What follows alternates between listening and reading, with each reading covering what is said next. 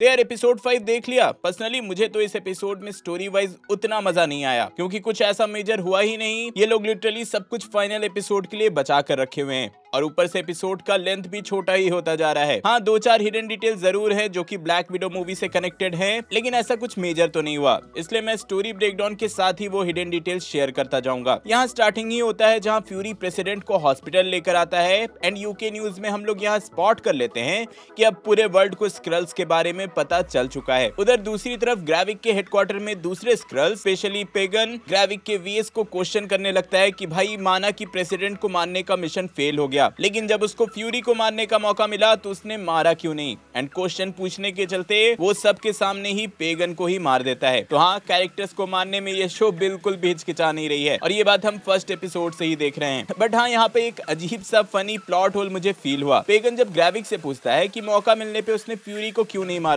जिसपे ग्रेविक बोलता है कि फ्यूरी के पास ऐसा कुछ है जो कि उसे चाहिए। एंड इसी के जस्ट बाद वो सबको ऑर्डर देता है कि फ्यूरी की वाइफ प्रिसिला को मार दो, क्योंकि उसने ऑर्डर मिलने के बाद भी ऑर्डर फॉलो नहीं किया निक फ्यूरी को मारने का। तो हाँ, मुझे तो ये प्लॉट होल ही लग रहा है। भाई ग्रेविक डिसाइड कर लो कि फ्यूरी को मारना चाहते हो या नहीं। खैर, यहाँ अब सिंस पूरे वर्ल्ड को स्क्रल्स के बारे में पता चल चुका है एंड प्रेसिडेंट भी जिंदा बच गया है, तो ग्रेविक वर्ल्ड वॉर 3 स्टार्ट करने का एक नया प्लान बनाता है। वो रोडी को बोलता है कि प्रेसिडेंट को ये बताया जाए कि रशियंस स्क्रल्स के साथ मिले हुए हैं और वो उन्हें रहने की जगह दे रहे हैं, और उन्होंने ही उस पे अटैक करवाया है। और इसका एक ही सॉल्यूशन है कि स्क्रल्स के हेडक्वार्टर्स पे, जो कि रशिया के एक अबैंडन न्यूक्लियर प्लांट में है, उस पे ही अटैक कर दिया जाए, which eventually will result in world war 3। और इस बात की लेवरेज को यूज करके वो फ्यूरी को ब्लैकमेल करेगा वो लेने के लिए जो कि फ्यूरी के पास है। और यहाँ रोडी फ्यूरी को बता देता है कि कुछ ही देर में वो वर्ल्ड का most wanted and most hated man होने वाला है, क्योंकि जिस फुटेज में उसने मारिया हिल को मारा था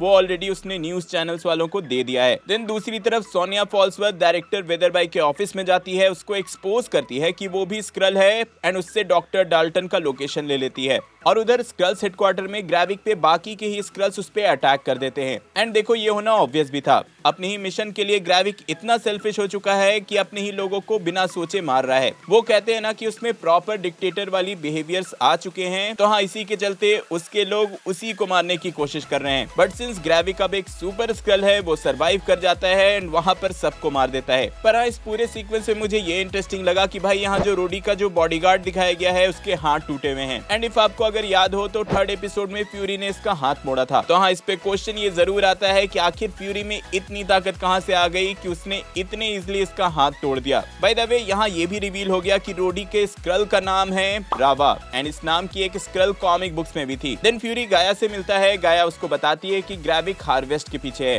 एंड साथ ही वो अपने पिता के लिए एक प्रॉपर फ्यूनरल की डिमांड भी करती है, जिसपे वो बोलता है कि फ्यूनरल के लिए वो प्रिसिला से मिले, एंड हार्वेस्ट लेने के लिए वो फिनलैंड चला जाता है। देन यहीं पर सोनिया भी डॉक्टर डाल्टन का लैब डिस्ट्रॉय कर देती है और उसको कैप्चर कर लेती है, और गाया प्रिसिला से उसके पिता के फ्यूनरल के लिए मिलती है। एंड इंटरेस्टिंगली उतने देर से गाया बरियल करने की बात कर रही थी, बट प्रिसिला स्क्रल्स के फ्यूनरल का वे उसको बताती है और उसके पिता के बॉडी को जला देती है। और ये देखना काफी इंटरेस्टिंग था, क्योंकि हिंदू कल्चर से इनके कल्चर को को रिलेट किया गया है। इसके बाद प्रिसिला पे भी अटैक हो जाता है, but somehow they survive. Then हम फ्यूरी को एक प्राइवेट जेट पे फिनलैंड जाते देखते हैं, एंड यहाँ हमें एक फेमिलियर कैरेक्टर का कैमियो मिलता है। अगर आपने ब्लैक विडो देखा होगा तो इस कैरेक्टर को पहचान ही गए होंगे। ये है रिक मेसन, एंड इसी ने वहां भी ऐसा ही एक प्लेन नताशा के लिए अरेंज किया था और उसकी हेल्प की थी। इवन एयरपोर्ट पे भी निक फ्यूरी अपना फेस बदलकर फिनलैंड में एंट्री लेता है, एंड यहाँ भी वही सेम टेक का यूज किया गया है जो कि ब्लैक विडो के मूवीज में हमने देखा ही है। इवन सोनिया फॉल्सवर्थ भी विडोज वेल का मेंशन करती है। इसके बाद वाले सीक्वेंस में फ्यूरी सोनिया को ये भी बताता है कि रोडी स्क्रल है, एंड इवन उसकी वाइफ भी स्क्रल है, एंड अगर उसने हार्वेस्ट ग्रेविक को नहीं दिया तो रशिया पे अटैक करवा कर वो वर्ल्ड वॉर 3 स्टार्ट करवा सकता है। एंड यही रिवील होता है कि आखिर हार्वेस्ट में आखिर ऐसा है क्या। हार्वेस्ट में एक्चुअली डीएनए है हर उस अवेंजर का जिसने किसी ना किसी मोमेंट पे अर्थ पे बैटल किया था। मतलब इन्फिनिटी वॉर में, एंड गेम में जितने भी सुपर हीरोज आपने देखे थे, उन सारे सुपर हीरोज के डीएनए का मिक्सचर है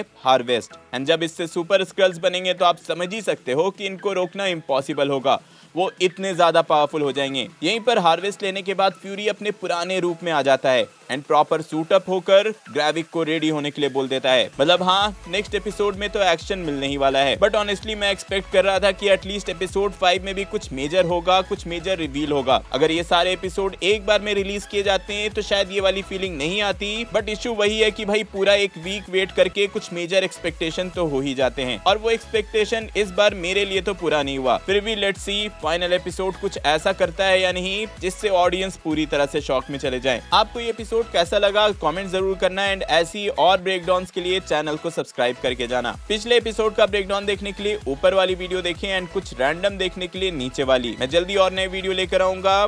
टिल देन बी देसी बी नर्ड।